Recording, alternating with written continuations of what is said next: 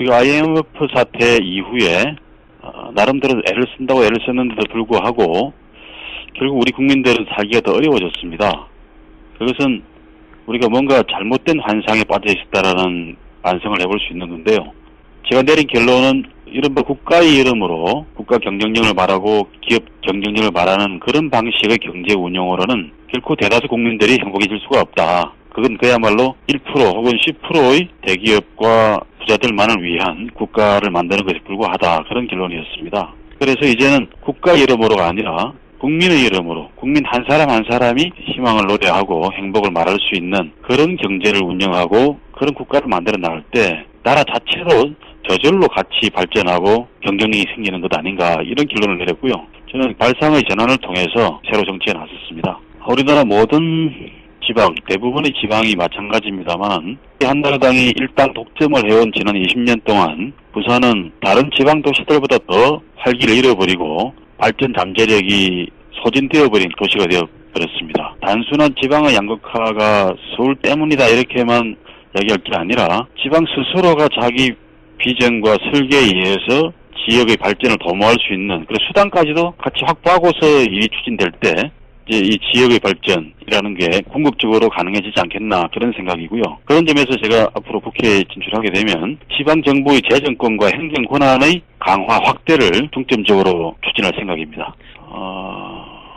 4.19의 도화선이 되었던 마산의 김주일 열사의 죽음이라든지 79년의 부마 사태로 인해서 박정희 정권이 결국 이제 무너지게 되었던 거라든지 87년의 6월 항쟁 당시에 부산 시민들이 끈질기게 노력을 보여주심으로 해서 6월 항쟁이 결국 성공할 수 있었던 큰 계기를 만들어줬습니다. 부산 경남 지방에서 민주화 의식이 폭발할 때 한국의 역사가 바뀌었던 중요한 역사적 전례들이 많이 있거든요. 그래서 이번 총선에서 한나라당의 일당 독점을 결정적으로 깨트리는 열기가 폭발한다 그러면 그건 단지 부산의 역사만 바꾸는 게 아니라 대한민국 정치 전반을 다시 한번 혁신하는 그런 기폭제가 될 거라는 점에서 부산발 정치혁명이 될 것이다. 저는 그렇게 예언을 합니다. 부산은 지방의 양극화 문제뿐만 아니라 여러 가지 수준의 양극화 문제가 총체적으로 집약되어 있는 도시입니다.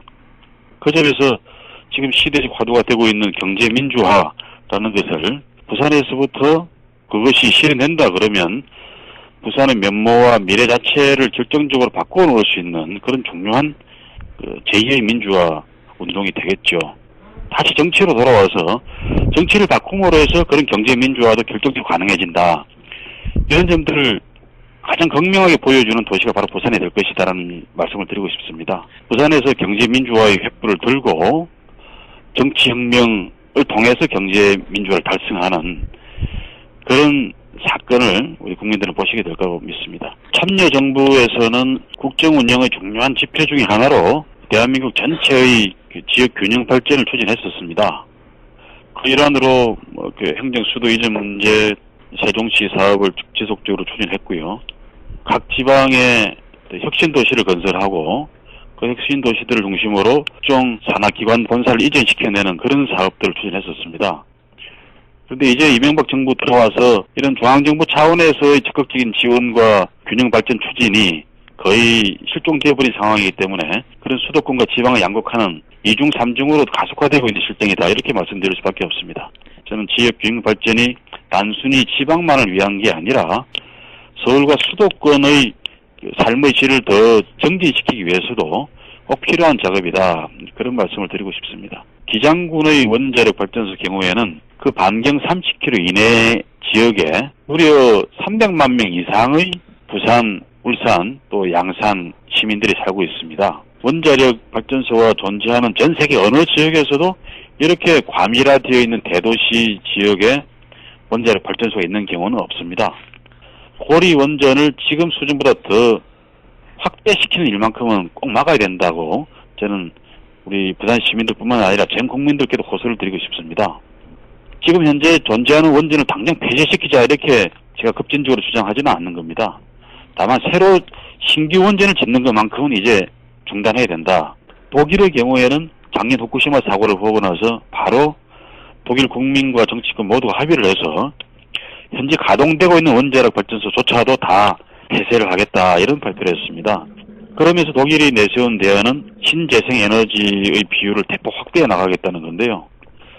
그런 점에서 우리는 독일의 경우를 벤치마킹 해야 된다고 생각합니다. 얼마 전에 미국 오바마 대통령도 신재생에너지 기술을 개발하고 그쪽에 투자를 많이 함으로 해서 미국 경제를 다시 재생시키는 그런 견인차로 삼겠다. 이런 비전도 발표한 적이 있거든요.